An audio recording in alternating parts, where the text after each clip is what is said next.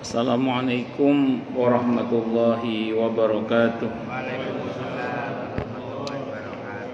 Bismillahirrahmanirrahim. Alhamdulillahi rabbil alamin. Wa bihi nasta'inu ala umurid dunya waddin. Wassalatu wassalamu ala asyrafil anbiya'i wal mursalin. Sayyidina wa habibina wa syafi'ina wa qurrati a'yunina wa maulana Muhammadin wa ala alihi wa ashabihi wa dzurriyyatihi ajma'in, amma ba'd. Asyhadu an la ilaha illallah wa asyhadu anna Muhammadar Rasulullah wa ufawwidu amri ilallah. Innallaha basirun bil ibad. Hasbiyallahu la ilaha illa huwa alaihi tawakkaltu wa huwa rabbul arsyil azim. Qala Allah ta'ala fi kitabihil karim hikayatan an nabiyillahi Musa alaihi salam. Rabbi shrah li sadri wa yassir li amri wahlul 'uqdatam min lisani yafqahu qawli. Para alim, para asatid, para asatidah, para bapak dan ibu serta adik-adik sekalian, hafizani wa hafizakumullah, bil khusus segenap pengurus Masjid Asy-Syuhada yang semoga pengurusnya dan jamaahnya selalu dalam naungan rahmat, barokah, perlindungan serta bimbingan Allah Subhanahu wa taala. Amin, Allahumma amin, insyaallah. Allahumma inna nas'aluka ilman nafi'an wa rizqan thayyiba wa amalan mutaqabbala wa fatahallahu lana futuhal arifin. Allahumma inna na'udzubika min ilmin la yanfa' wa amalin la yurfa' wa qalbin la yakhsha' wa du'a la yusma'. Allahumma ati anfusana taqwaha wa zakkiha anta khairu man zakkaha anta waliyuha wa maulaha. Amin, Allahumma amin, insyaallah. Saya tadi kesini terburu-buru betul-betul kitab loh nih. Saya tak bahas metune mawon apa langsung tanya jawab nih. Buru-buru saya sampai lupa enggak bawa kitab. Langsung tanya jawab apa saya ngomong dulu? Pengantar oke. Nggih, Bu. Nggih, Bu, tak paling pengantar nggih. Barusan saya di tarawih itu dikasih tema tentang keutamaan memaafkan. Tentang keutamaan memaafkan. Jadi saya berangkat dari kejadian yang merupakan sababun nuzul surah An-Nur ayat 22. Jadi sababun nuzul surah An-Nur ayat 22.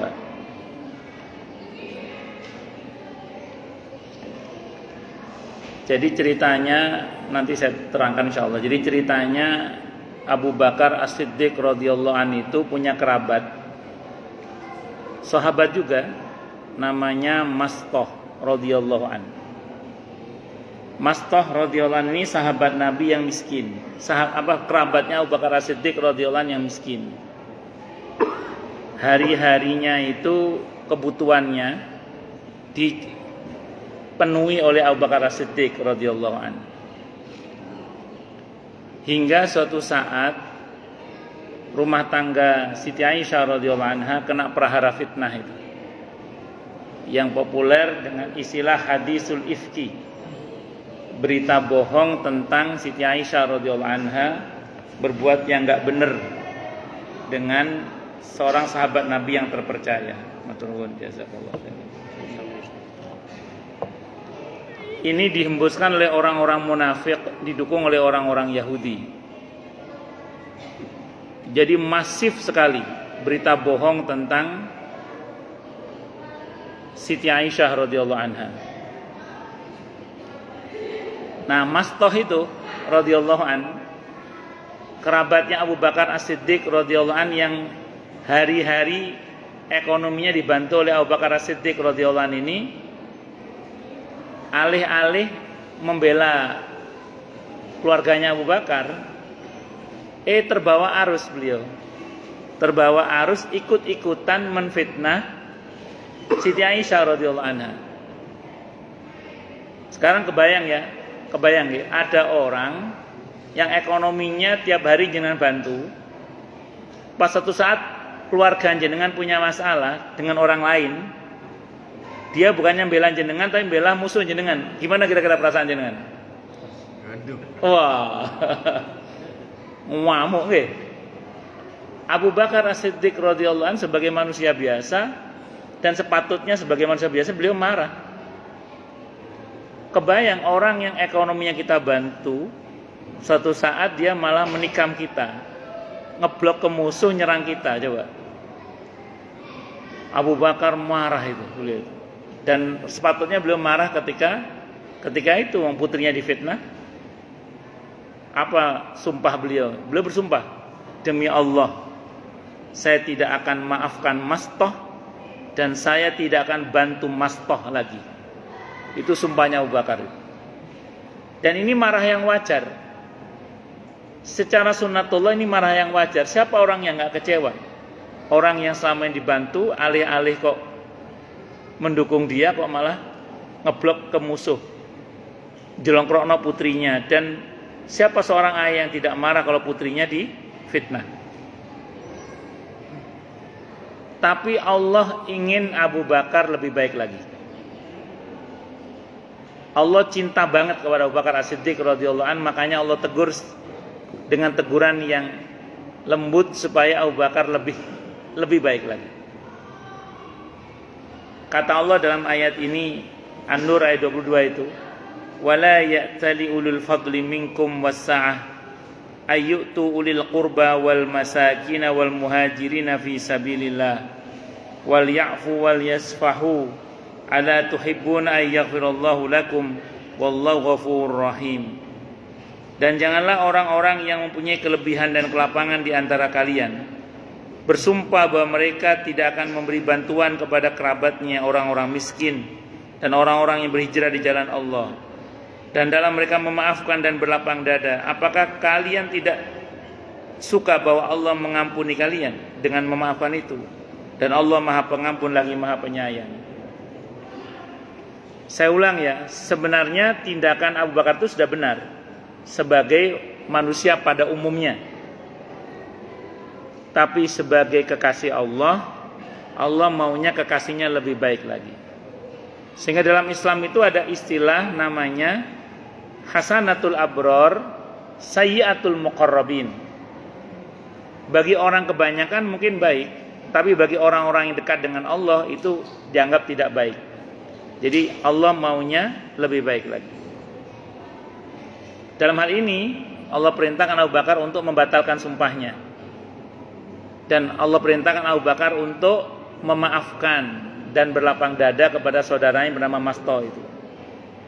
Abu Bakar yang bergelar As-Siddiq radhiyallahu an, enggak pakai cincong, dibatalkan sumpahnya.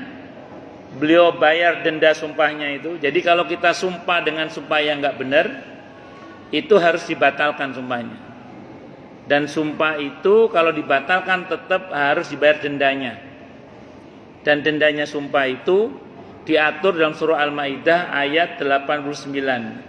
Itu sama dengan denda nadar. Jadi denda nadar dan denda sumpah sama. Yang pertama memberi makan 10 orang miskin, atau memberi baju mereka, atau memerdekakan budak, atau puasa 3 hari tidak harus berturut-turut. Itu namanya puasa kafarat, denda. Abu Bakar membatalkan sumpahnya dan beliau memaafkan saudaranya yang bernama Mastah itu dan beliau tetap membantu Mas Toh. Kira-kira kalau menurut jenengan ini enteng apa berat ini? Berat. Tapi itulah silaturahim.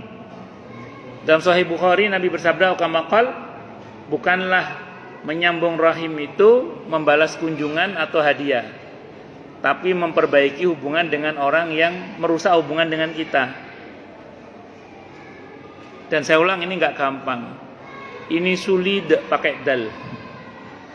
Tapi Abu Bakar melakukan itu, radhiyallahu anhu. Karena memang ring satu itu, kerabat terutama maksud saya, yang punya nilai rahim kalau kita sambung, itu setan pasti menghalang-halangi sekuat tenaga, karena potensi rahmat Allah besar di situ.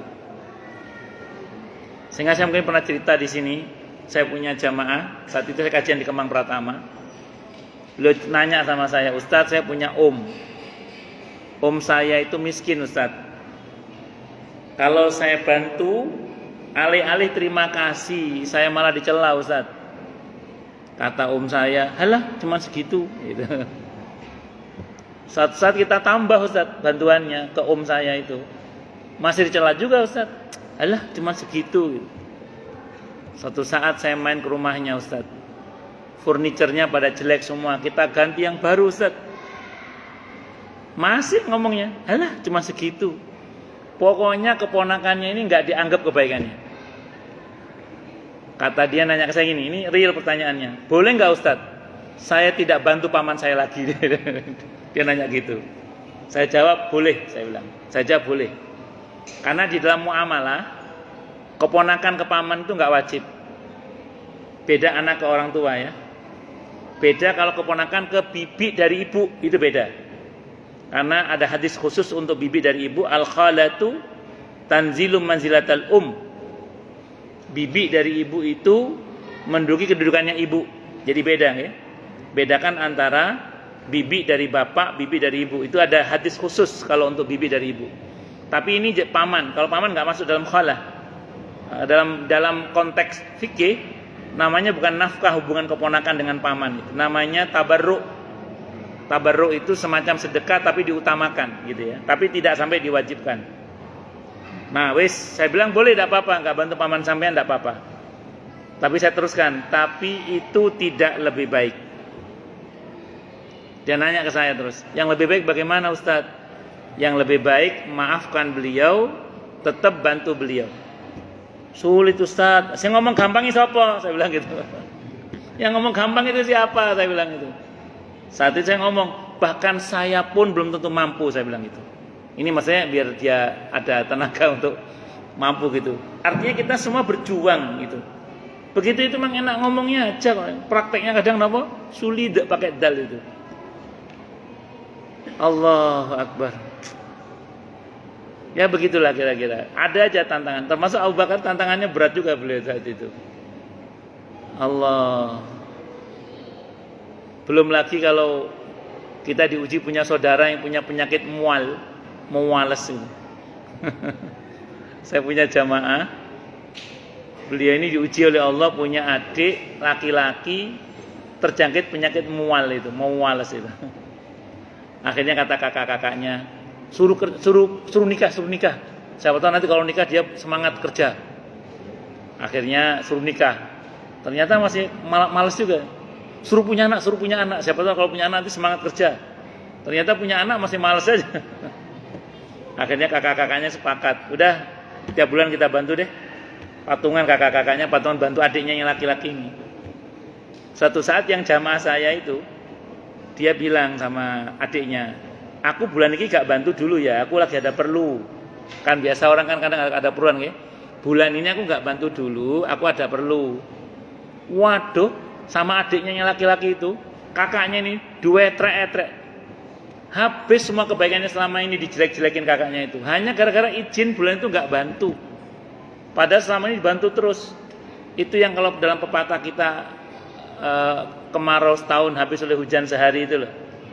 Ya Allah, bertahun-tahun dibantu sama kakaknya. Kakaknya izin bulan ini gak mau bantu karena ada keperluan. Habis kakaknya dihina-hina.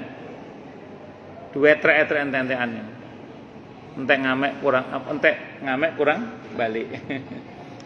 Wah. Coba gimana coba itu? Bededek ngoten. Bededek niku. Tapi beliau wis bantu aja lah. Merem. Nah, begini-beginian saya ulang, enak ngomongnya nggih, kadang napa prakteknya sulit. Belum yang berhadapan dengan orang tua. Saya punya jamaah juga, punya ibu. Beliau ini berbakti banget sama ibunya. Tapi di mata ibunya, sang anak ini salah terus. Salah terus pokoknya. Sampai istrinya itu merasa kasihan sama suaminya ini. Yang notabene adalah anak dari ibunya itu kan. Wong ibunya itu kalau minta uang sama anaknya yang laki-laki itu, anaknya itu ngeluarin dompet. Silakan mama ambil sendiri. Ya dia keluar dompetnya karena yang banyak bukan di dompet uangnya, di ATM kan. Kalau ibunya minta baju, bukan dibelikan 1, dibelikan 10 daster. Pokoknya anak ini dermawan anak ini. Tapi di mata ibunya salah aja. Nah ini kalau anak ini nggak kuat, bisa ngomong gini, udah nggak usah gantung mama nggak asik. Tapi kalau anak yang berbakti, terserah mau mama ngomong apa, sakarepmu, yang penting saya urusannya dengan Allah, berbakti aja. Pasti ada yang ngalamin gitu. Anak sing berbakti malah gak dianggap, sing rodok ndablek malah disayang ya wonten. Di sini nggak ada tempat lain. Itu tantangan itu. Nah itulah kalau perihal silaturahim. Nah saya ulang, ini terjadi pada Abu Bakar As-Siddiq radhiyallahu anhu. Maka kata Allah, mbok ya memaafkan dan berlapang dada. Tidak suka kekal diampuni oleh Allah dengan memaafkan. Jadi kalau kita memaafkan, kita akan diampuni oleh Allah. Itu rumus itu. Karena dalam Islam itu ada rumus hal jazaul ihsan illal ihsan. Tidak ada balasan kebaikan kecuali kebaikan yang serupa. Itu dalam Islam itu rumus itu. Tidak ada kebaikan kecuali balasannya kebaikan yang serupa. Kalau di hadis malah kali 10 kan? Wa jazaa'u hasanatun wa asyru amsalihha. Itu rumus dalam Islam. Balasan kebaikan adalah kebaikan yang serupa kali 10. Maka kalau kita memaafkan, kita akan diampuni oleh Allah. Itu rumus.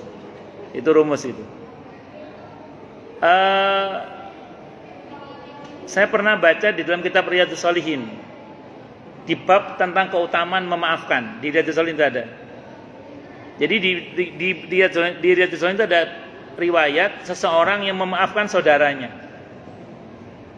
Dalam hadis qudsi Allah berfirman, dia maafkan saudaranya, padahal akulah yang maha pemaaf kata Allah, maka aku ampuni juga dia.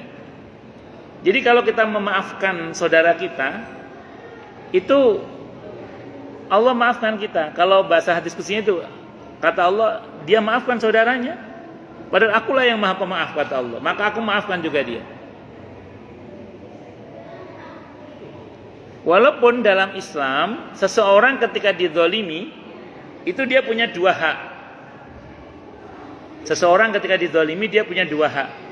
Hak pertama, hak membalas. Hak yang kedua adalah hak memaafkan. Jadi pertama hak apa? Membalas. Yang kedua haknya hak memaafkan. Kalau membalas itu ada dalam firman Allah di surah An-Nisa ayat 148 itu. La yuhibbullahul jahra bis-su'i minal qawli illa man dzulim. Wa kana Allahu sami'an 'alima. Allah tidak menyukai ucapan yang kasar yang diucapkan secara terang-terangan atau ucapan yang buruk yang diucapkan secara terang-terangan. Kecuali dari orang yang dizalimi. Jadi orang kalau dizalimi, dia berhak ngomong kasar, jelek, itu dia punya hak. Maksudnya dia punya hak untuk membalas. Cuman kalau membalas tidak boleh lebih, harus pas, maksimal harus pas. Kurang boleh, pas itu maksimal harusnya. Lebih bahaya, nanti kita kena hisab kalau lebih. Contoh, ada orang ngatain kita, monyet lo. Kalau mau balas harus sama, lo juga monyet, nggak sama, imbang, 0-0 jadinya. Kalau kita balasnya lebih, kita yang dosa. Kita kena hisab nanti. Monyet lo mbahnya monyet. Itu kelebihan mbahnya itu. Mbahnya monyet itu kelebihan mbahnya itu kena hisab kita itu. Jadi kalau mau balas silahkan. Tapi kalau mau memaafkan itu lebih baik dan itu surplus. Membuat kita surplus. Ustadz, boleh nggak kalau kita ngomong gini? Saya akan tuntut nanti dia di akhirat. Kan banyak orang gitu ya. Nanti kita akan ketemu di pengadilan akhirat. Saya tuntut nanti di akhirat. Boleh nggak ngomong gitu? Boleh, tidak apa-apa. Silahkan, tidak apa-apa. Cuman ini saran saya aja sih ya. Ini saran saya aja. Kalau memang kita mengambil keputusan untuk dituntut nanti di akhirat, tolong dipertimbangkan kembali aja sih. Ngerinya nanti di mahkamah Allah malah kita yang kena batunya itu. Kok bisa gitu Ustaz? Ini rumus ya. Tidak usah ngomong di mahkamah akhirat. Di mahkamah dunia saja, berapa banyak orang yang merasa dizalimi padahal dia yang zalim. Contoh kasus. Alhamdulillah, Masya Allah, saya itu nggak sekali ya diundang orang ke rumahnya terkait konflik suami istri. Berantem suami istri itu. Dan tidak sekali itu saya. Saya didatangkan ke rumahnya. Ada yang suaminya yang undang saya, ada yang istrinya yang undang saya. Kasus suami istri kan kalau yang cerita cuma satu kan nggak imbang ya, nggak imbang itu. Pertama orang Rawamangun itu, suami yang cerita. Oh, saya bilang gini Pak, saya maunya bapak sama istri ketemu sama saya juga. Kalau bapak doang yang cerita nggak imbang ini, saya bilang gitu. Akhirnya saya diundang ke rumahnya, kumpul ada suami, ada istrinya, plus keluarga istrinya. Terus saya suruh bicara semua udah, istrinya saya suruh bicara, suami saya suruh bicara. Saya timbang pakai hak dan kewajiban. Saya timbang pakai hak dan kewajiban suami istri. Timbangannya itu pokoknya. Karena kalau ngomong perasaan semua merasa. Sekarang pakai hukum, pakai pendekatan hak dan kewajiban. Begitu saya timbang, saya ngomong sama bapak itu, Pak, saya mohon maaf ya. Mungkin bapak salah ngundang orang. Mungkin beliau ngundang saya tujuan supaya saya bela beliau gitu ya. Ternyata setelah saya timbang pakai hak dan kewajiban, mohon maaf, yang salah bapak, bukan istri bapak. Coba, awalnya dia merasa dia yang dizalimi, didurhakai oleh istrinya. Tapi ternyata setelah ditimbang pakai hak dan kewajiban, si suami yang ternyata ada unsur zalimnya juga kepada istrinya. Pernah juga di daerah Bekasi Timur. Yang ini kalau ini istrinya yang ngundang saya. Dia cerita tentang suaminya, konfliknya dengan mertuanya dan dengan besan iparnya. Saya bilang kalau ibu aja yang cerita nggak imbang ini, suami mesti ngecerita juga. Akhirnya saya diundang ke rumahnya. Ada suaminya, ada dia, ada mertuanya, ada mertua suaminya maksudnya, ibunya si ibu ini. Saya suruh bicara semua aja udah. Saya timbang pakai hak dan kewajiban. Hak dan kewajiban suami, istri, orang tua, menantu, saya timbang semua. Terus saya ngomong sama ibu itu. Sampai si suaminya depan saya ngomong ini, hanya satu yang belum aku lakukan kepada kamu. Aku belum pernah nonjok kamu itu depan saya itu. Saya bilang sama istrinya gini, Bu, saya mohon maaf, Ibu mungkin salah ngundang orang, saya bilang gitu. Ibu mungkin ngundang saya kan tujuannya mungkin supaya bisa belain beliau. Setelah saya timbang pakai hak dan kewajiban dalam agama ini, saya mohon maaf, Ibu yang salah dalam hal ini. Itu enggak sekali saya begitu itu. Ini baru di mahkamah manusia, belum di mahkamah Allah. Berapa banyak orang yang mungkin merasa terzalimi, padahal dia yang zalim. Makanya daripada ngomong saya tuntut di akhirat, mending dimaafkan aja lah. Karena dengan dimaafkan resikonya lebih ringan sebenarnya. Karena pertama dengan kita memaafkan kita diampuni oleh Allah. Dan dengan kita memaafkan, insya Allah urusan kita di akhirat lebih mudah daripada kalau kita tidak memaafkan. Itu seperti itu. Apalagi kita sebagai suami, Pak. Kita sebagai suami ini harus jadi suami yang pemaaf. Karena kalau kita pemaaf bagi istri, kita gampang ridho kepada istri, itu istri potensial masuk surga, Pak. Kalau kita pemaaf bagi istri, kita gampang ridho kepada istri, istri potensial masuk surga, Pak.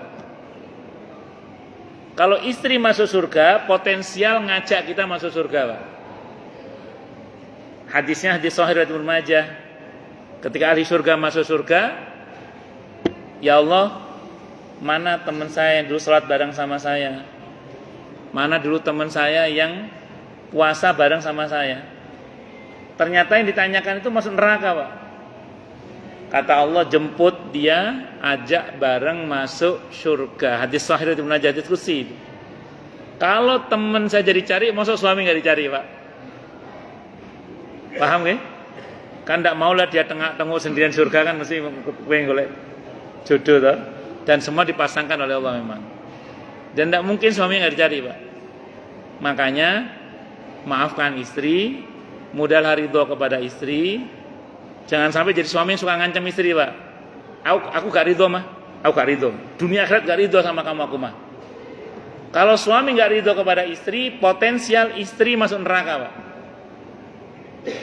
Kalau suami sulit memaafkan istri, kalau suami tidak gampang ridho kepada istri, apalagi ngancem, aku dunia akhirat gak ridho sama kamu mah, maka potensial istri masuk neraka, Pak.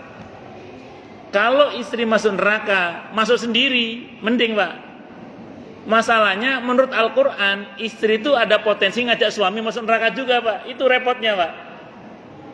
Ini yang gak enak. Umang ada ayatnya, Ustaz.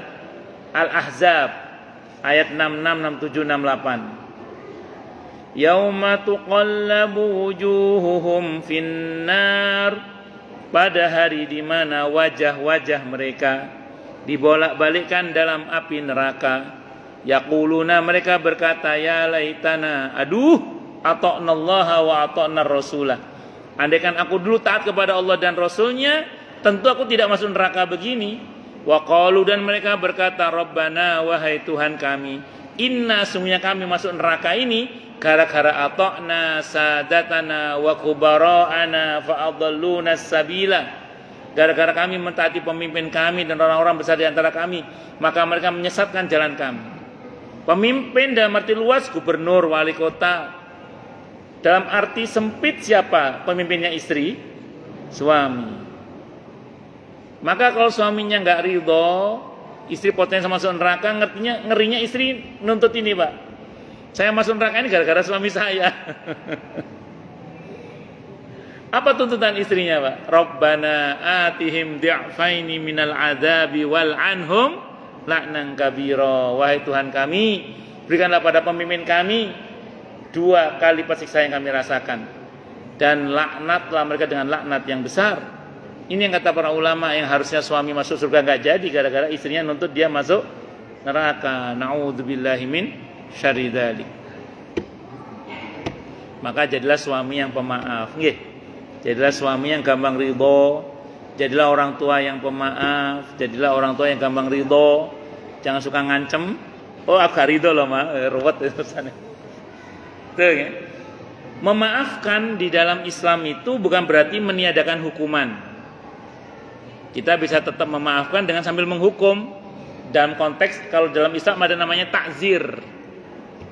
Maaf, contoh misalnya,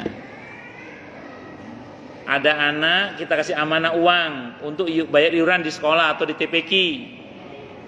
Begitu kita tanya, kok kata Pak Ustadz belum bayar, Dek? Kemana uangnya?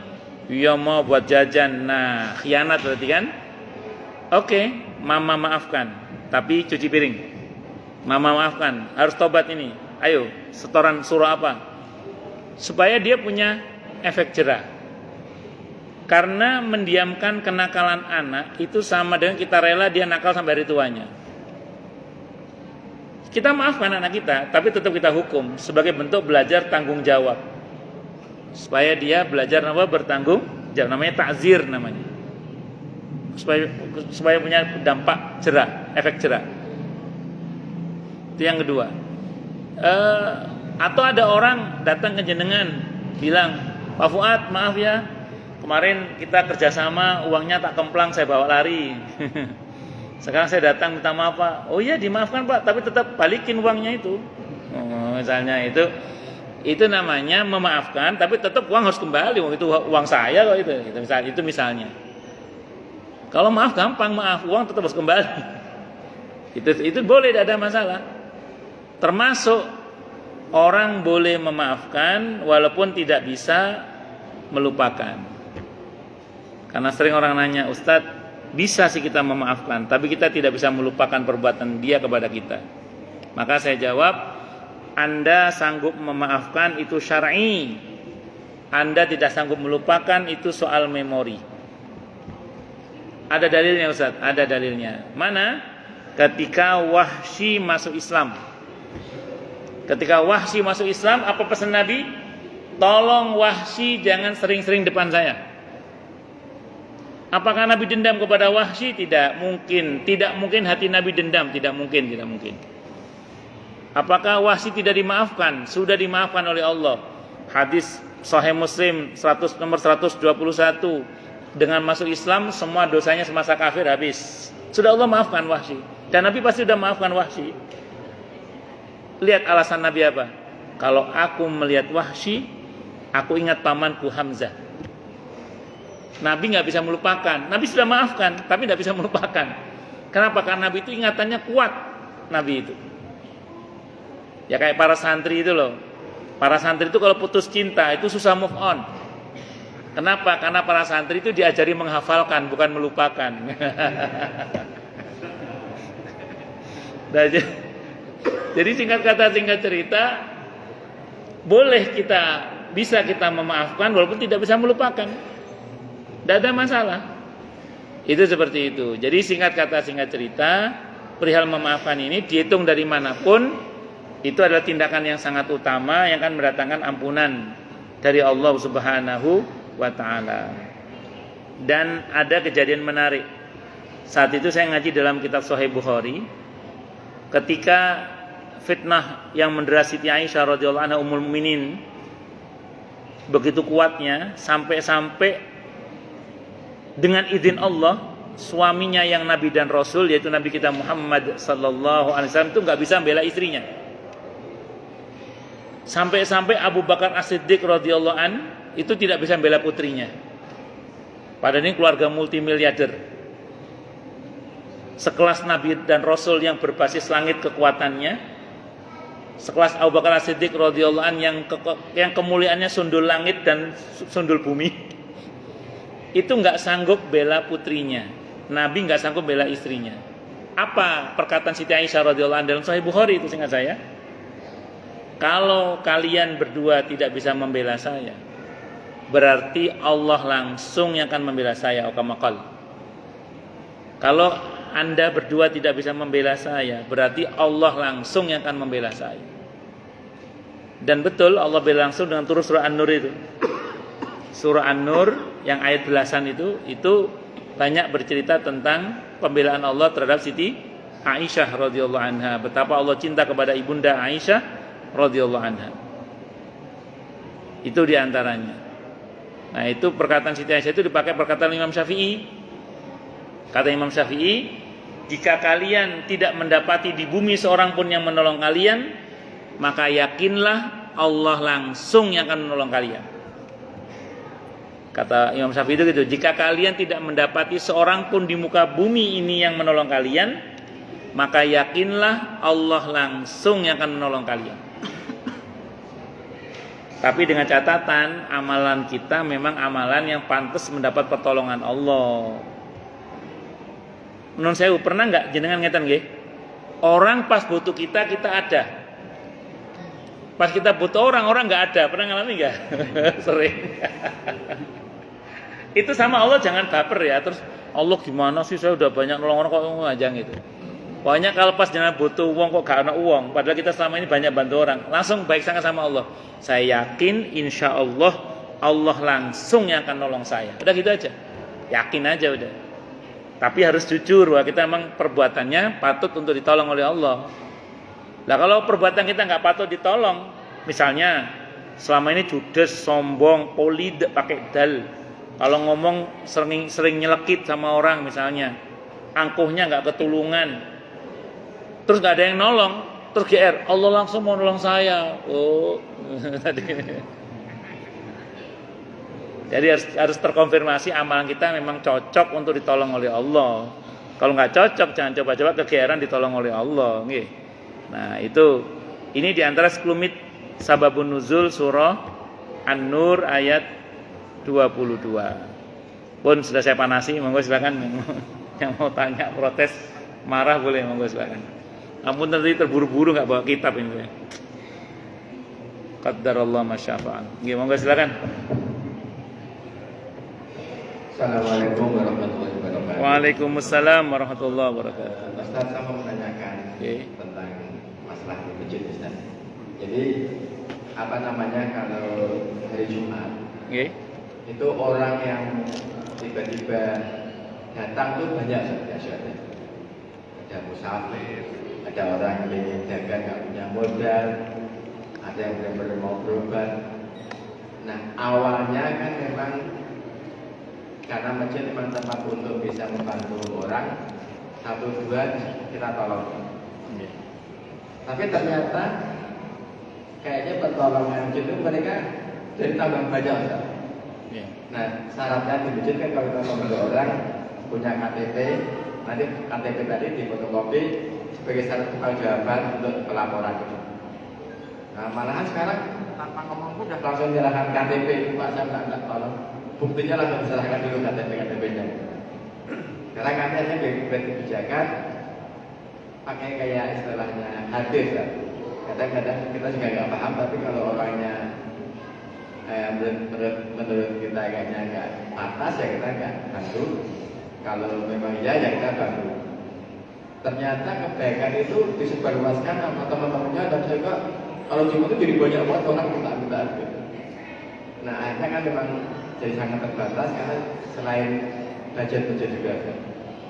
Bahkan sebagian besar juga langsung ke rumah gitu kalau nggak ketemu sini ke rumah kami. Dengan sering tidak kita berikannya bantuan tadi, sekarang terseleksi benar-benar orang yang memang minta bantuan. Nah ini pertanyaannya ini kan kami takut Ustaz. Apakah keputusan ini benar atau tidak? Karena mungkin juga ada orang yang benar-benar kesulitan.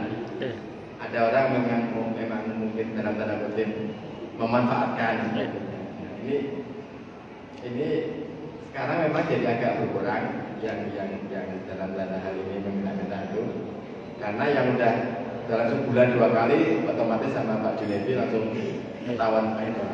Cuma itu nyata kutip kalau kami salah memutuskan bahwa itu orang yang sudah nggak tolong tuh, bagaimana tadi? Assalamualaikum warahmatullahi wabarakatuh. Aswada bukan satu-satunya. Saya ada masjid juga, pengurusnya juga ngeluh itu. Ini masjid ini kayak bapak ini ngeluhnya sama. Jadi aswada bukan satu-satunya. Bisa jadi yang kesini kesana juga jangan-jangan. Tapi enggak, Quran itu punya rumus, pokoknya wa ammasa ila falatanhar. Orang yang minta itu jangan dibentak. Yang repot itu kalau yang ditodong itu ustadz, turun dari khutbah ditodong itu saya pernah. Ustadz habis khutbah, saya baru turun, belum keluar dari masjid, dihadang orang. Saya mau minta bantuan gitu. Ya kok ngerti Ustaz mari oleh amplop ya. Kalau saya nggak mau menaruh suudzon apapun, tapi waspadakan tetap harus. Saya tanya baik-baik aja. Mau buat apa Pak? Saya bilang itu. Mau pulang kampung Ustaz. Berapa biaya pulang kampungnya itu? Ternyata angkanya lebih mahal daripada amplop saya itu. Repot wong nih. Akhirnya saya nggak bisa mengasih sebanyak itu karena kan saya nggak mungkin buka amplop depan DKM-nya kan nggak mungkin. Akhirnya saya kasih sekedar ini kalau buat untuk makan aja ada. Ternyata itu di ongkos pulang kampungnya itu saya ngalami itu. Ya, jadi termasuk masjid ngalami. Jadi rumusnya satu nih, pokoknya wa ammasa ila fala tanhar. Itu rumus Quran itu. Orang yang minta jangan dibentak. Karena kita tidak tahu dia termasuk orang yang betul-betul butuh atau pura-pura butuh. Itu rumus dasar dulu nih, jangan dibentak. Bahwa diverifikasi tidak ada masalah. Diverifikasi nggak ada masalah. Saya pernah saat seminar di Jakarta Selatan itu pernah tahu ada sebuah masjid. masjid itu menerbitkan sertifikat soleh. Jadi masjid itu menerbitkan sertifikat soleh. Jadi kalau sekitar masjid kan banyak pedagang-pedagang atau orang-orang sekitar masjid itu, siapa yang rajin jamaah, rajin taklim, itu nanti oleh DKM dinilai. Kalau dianggap rajin wis ndonok pre ini saya ngoten nggih. Nanti dia dikasih sertifikat soleh sama masjid itu. Sertifikat soleh ini bisa dipakai untuk pinjam uang ke masjid. Saat itu masjid itu ada dana 50 juta saat itu. Per orang dikasih izin pinjam 500 sampai 600 ribu untuk nambah-nambah nyutik-nyutik modal. Tapi ini kejadian kira-kira 15 tahun yang lalu kira-kira. Saya masih jadi kontraktor itu, kontrak masing-masing kontrak maksudnya ya. Itu tahun 2000 berapa ya? Masuk Harapan Indah itu 2010 saya. Sebelum itu berarti berapa, Pak? 14 tahunan yang lalu nggih. Nggih. Ya, berapa? 15 tahun yang lalu. Oh ya, lupa. 15 tahun yang lalu berarti. Itu kan segitu kan lumayan lah saat itu ya, segitu itu lumayan. Untuk nambah modal jual gorengan atau macam-macam.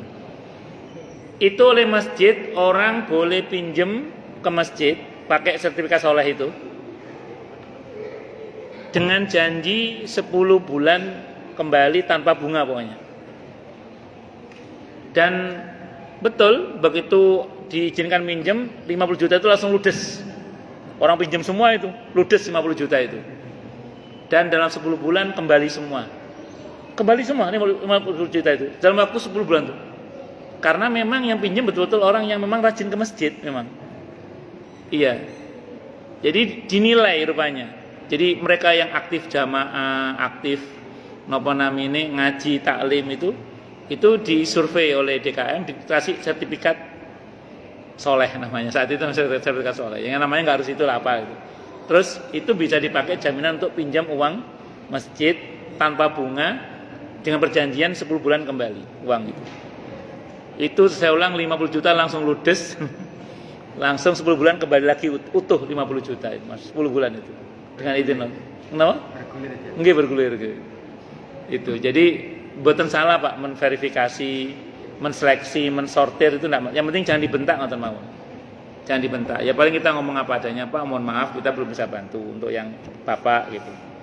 Nah, ya ngomong apa adanya enggak ada masalah. Wallahu a'lam bishawab. Dan saya ulang yang begitu tidak hanya syuhada. Jadi selain asyuhada juga ngalami. Okay. Saya ulang tadi jangan-jangan yang sini ke sana juga jangan-jangan. Wallahu a'lam bishawab. Ngoten nggih? Nggih. Monggo yang lain silakan. Kalau ada, kalau nggak ada berarti jelas semua atau tidak jelas semua. Nggih, monggo.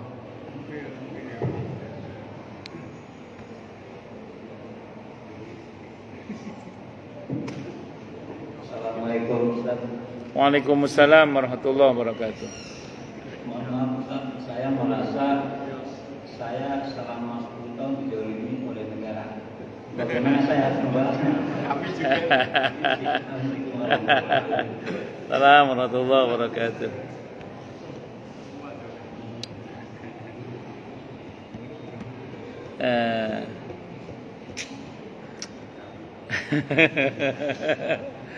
Ya, saya jawab gini. Baik.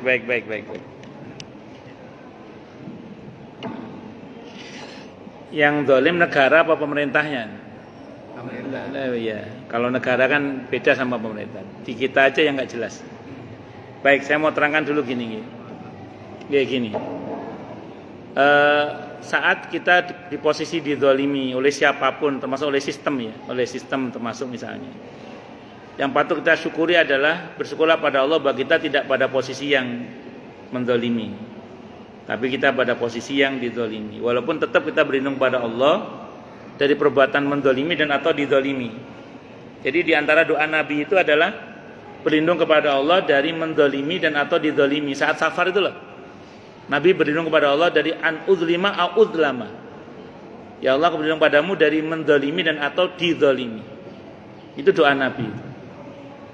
Nah, namun kalau harus memilih, maka berada di posisi dizalimi itu lebih aman. Saya tidak mengatakan lebih baik, tapi lebih aman daripada kalau kita berbuat zalim. Maka kalau Bapak merasa bahwa Bapak dizalimi oleh sistem yang tidak sehat, maka manfaatkan kondisi itu untuk Bapak berbuat kebaikan, berdoa kebaikan, berharap kebaikan.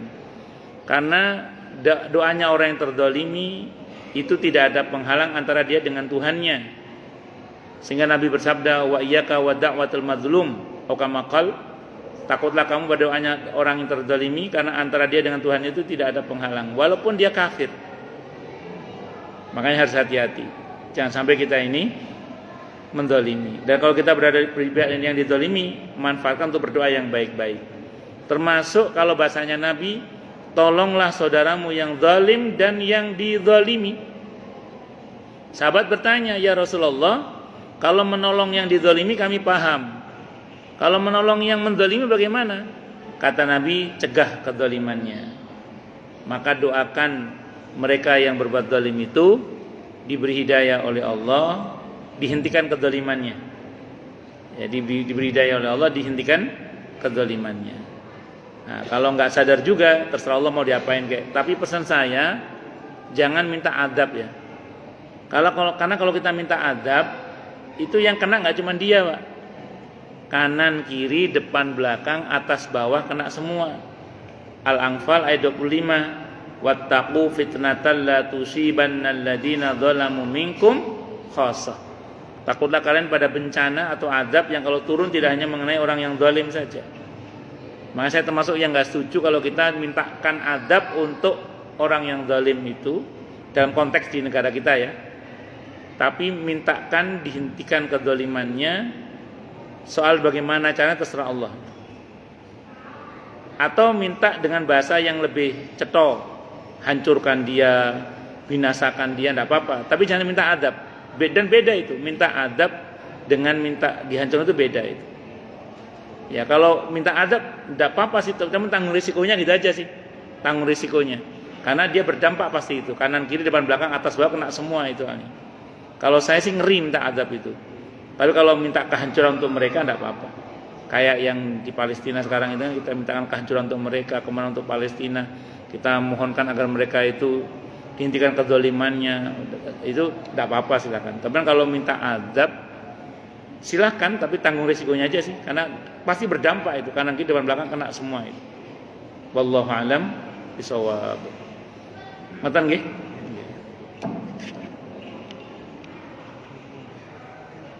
Oke, monggo Pak Irman Syah. Monggo.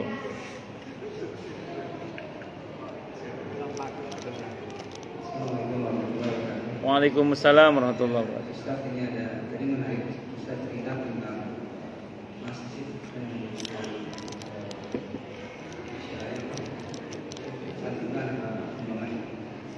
saya teringat dengan pengalaman Ustaz berapa hari yang lalu tentang masjid, pembangunan masjid. Jadi untuk pembangunan lingkungan sekitar.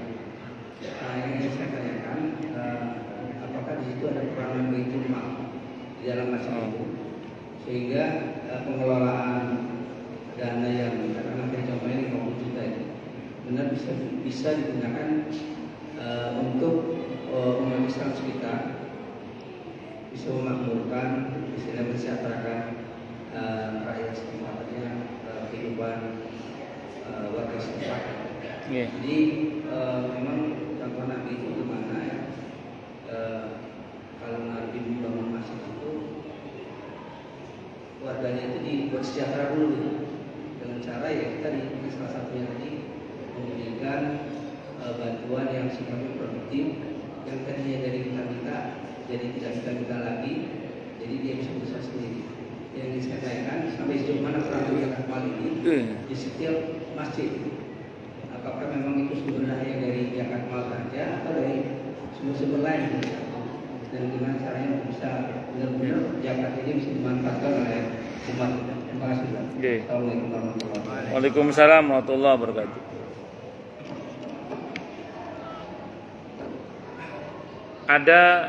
Saya ingin berangkat dari sebuah hadis dulu ya. Ada sebuah hadis riwayat Al-Bukhari Ada seorang sahabat Nabi namanya Ammar bin Yasir radhiyallahu an. Beliau ini ahadul asyaratil masyhudi lahum bil jannah. Satu di antara 10 sahabat Nabi yang dijamin masuk surga semasa hidupnya. Beliau mengatakan salasun man jama'ahunna faqad jama'al iman, kata beliau.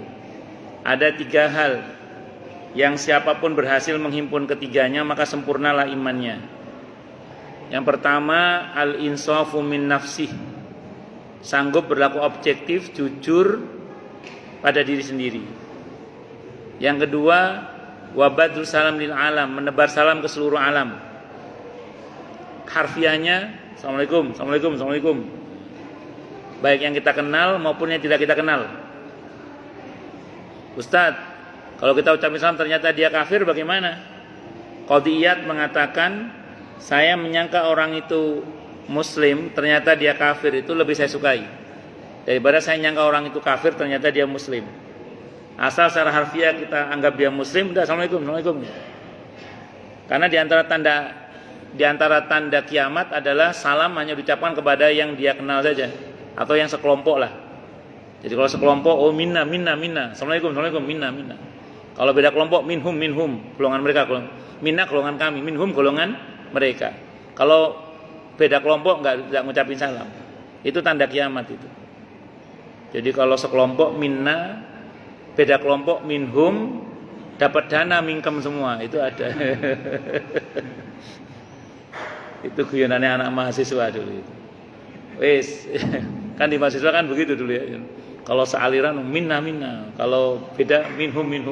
Begitu dapat kucuran dana mingkem kabeh gitu. Ya sama dengan itu loh, pro kontra soal amalia tertentu. Kan banyak yang gak sepakat kan. Ada ormas tertentu yang gak sepakat soal amalan-amalan tertentu. Begitu dapat tambang langsung diam semua, kan ada. Di tempat lain, di sini gak ada tempat lain. Ya terus, jadi singkat kata singkat cerita, sampai mana tadi Pak? Yang ketiga, wal infaqu minal iqtari, kata Ammar bin Yasir, yaitu berinfak di saat dia sendiri sempit. Kalau kita lapang berinfak itu biasa, tapi itu mulia tetap ya, biasa tapi itu tetap mulia. Nah ini enggak, saat sempit pun dia masih mau berbagi. Ini menyempurnakan iman.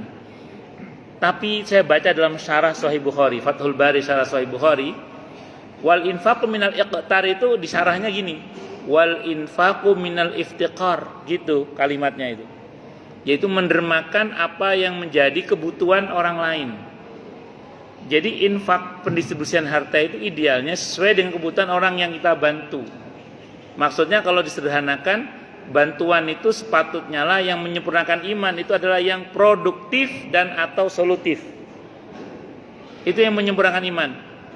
Jadi bukan bantuan yang BLT, yang bantuan langsung telas itu, yang konsumtif maksudnya. Kecuali zakatul fitri. Kalau zakatul fitri memang untuk yang sifatnya konsumtif. Tapi kalau zakatul mal itu sepatutnya produktif dan atau solutif. Apalagi hasil dagangan kurban ya, itu produktif solutif kalau bisa. Jadi tidak hanya langsung BLT langsung telas itu. Atau BLT bantuan langsung tewas juga ada ya, tidak bisa ditali. Nah, disitulah pentingnya ada baitul mal namanya. Jadi masjid pun bisa punya baitul mal, dana infak sedekah, zakatul mal atau yang apapun selain zakatul fitri ya, itu dihimpun di situ. Jadi misalnya Ramadan ini banyak yang bayar zakatul mal ke sini. Itu enggak harus habis di bulan Ramadan ini. Tapi bisa didistribusikan sesuai dengan kebutuhan masyarakat. Datang orang ditanya, "Bapak, apa pekerjaannya?" Jual gorengan. Gak punya modal. Berapa modalnya? Sekian-sekian. Kita kasih modal dari uang itu. Sekali kita bantu, kok masih bangkrut 2 kali. Kalau masih mau bantu lagi ya difikir 3 kali. Kalau dibantu 3 kali masih bangkrut, itu bahasa fikihnya orang yang safih itu. Safih itu nggak punya kecakapan untuk mengelola keuangan. Bahasa Jawanya nggak potongan soge. Yang model begini ini udah santuni aja. Atau di Masjid Babu Taubat Kemang Pratama niku dana Baitul Mal itu dipakai untuk pelatihan jahit menjahit. Fuqara masakin di kursus jahit menjahit. Begitu lulus dikasih mesin jahit, mesin obras. Mereka itu suruh usaha. Alhamdulillah dalam waktu 2 pekan mesin jahitnya habis dijual semua. Ini nyata di Kemang Pratama Babu Taubat. Itu pernah ada program masyarakat fuqara masakin sekitar masjid di kursus jahit menjahit. Begitu lulus dikasih mesin jahit plus mesin obrasnya. Dalam waktu 2 pekan habis semua mesin jahitnya itu dijual. Rupane wong-wong gak potongan soge ngono iku repot. Ada model gitu itu ada. Ya tapi namanya usaha nggih. Namanya juga usaha. Yang penting kita usaha. Nah, sebenarnya untuk produktif itu nggak harus mahal juga sebenarnya. Saya itu pernah ketemu dengan seseorang yang kerjaannya jadi tukang kebunnya sekolahan SD. Ada sekolah SD negeri, ada pak kebunnya nih loh. Saya ngobrol sama dia. Sampean berapa gajinya jadi pak kebun itu? Dia bilang 300.000. Sebulan 300.000. Zaman sekarang loh itu. Saya tanya, loh cukup buat makan sebulan? Ya kalau 300 nggak cukup, cuman kita kan boleh jualan. Boleh jualan di sekolah itu. Oh ya Alhamdulillah. Cuman masalahnya kayaknya nggak bisa jualan lagi. Loh kenapa? Liburnya sekolah terlalu lama nggak punya modal. Liburnya terlalu lama nggak punya modal. Saya tanya, berapa modal jualannya? 500.000. Saya kasih 500 itu. Qadarullah bisa usaha lagi buat makan setahunan bahkan lebih. Sampai sekarang masih eksis orangnya. Itu. Jadi kadang libur sekolah terlalu lama itu masalah juga bagi Pak Kebun itu. Itu. Jadi nggak harus mahal. 500.000 jadi usaha sudah. Jadi usaha.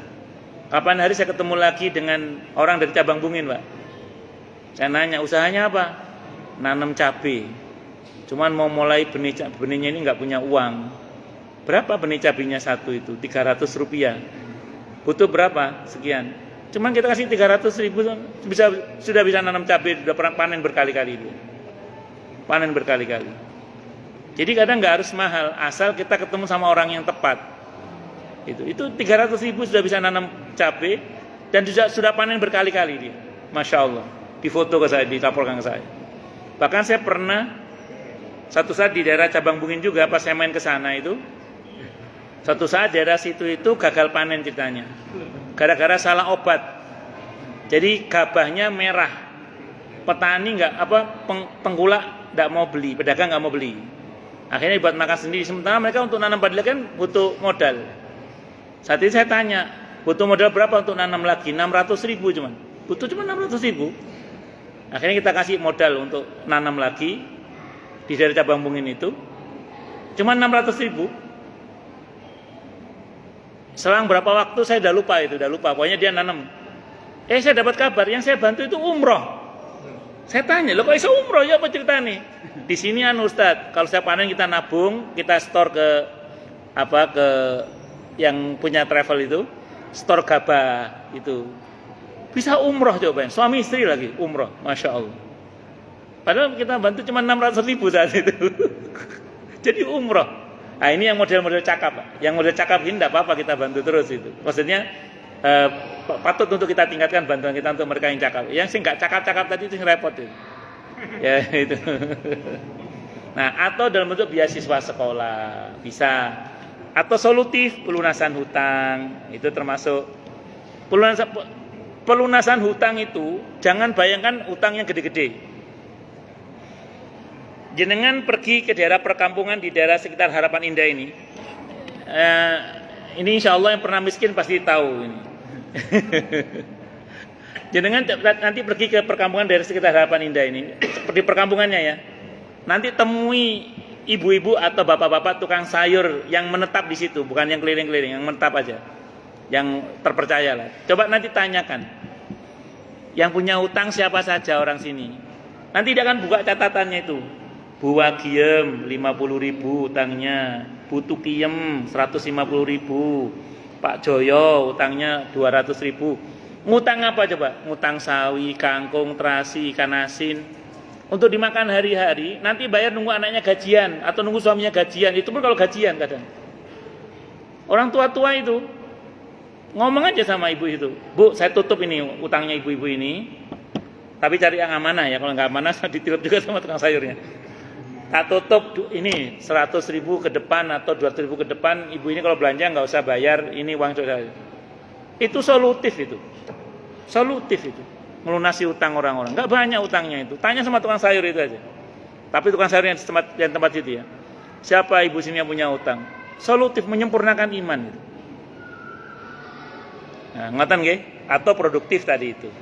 Jadi monggo kalau Masjid Asyada mau bikin Baitul Mal sehingga kedepannya bisa dipakai untuk membantu secara produktif dan atau solutif. Wallahu a'lam bishawab. Nggih. Nggih, monggo yang lain silakan. Kalau ada. Kalau enggak ada berarti jelas semua atau tidak jelas semua. Cukup nggih? Baik, kita tutup dengan hamdalah. Alhamdulillah. Untuk besok jam 11:30 nggih. Karena saya jam 11 baru selesai dari Al-Alif Duta Bumi insyaallah. Kita tutup dengan hamdalah. Alhamdulillahirabbil alamin. Semoga kajian kita bisa bermanfaat, mubarakah fid dini wa dunya wal akhirah untuk kita, keluarga kita dan seluruh umat Islam semuanya. Dan mudah-mudahan kita semua dijadikan oleh Allah sebagai orang-orang yang sukses dunia akhirat. Selamat dunia akhirat, bahagia dunia akhirat, dan dipermudah urusan kita oleh Allah fi dini wa dunya wal akhirah. Semoga Allah limpahkan hidayah selalu untuk kita, semoga Allah tingkatkan selalu hidayah untuk kita, dan semoga Allah berikan hidayah untuk siapapun yang melihat kita. Subhanakallahumma bihamdika asyhadu an la ilaha illa anta astaghfiruka wa atubu ilaik. Sallallahu alaihi Muhammad wa ala alihi wasallam. Saya mohon maaf. Wassalamualaikum warahmatullahi wabarakatuh. Waalaikumsalam warahmatullahi wabarakatuh. Assalamualaikum warahmatullahi wabarakatuh. Jamaah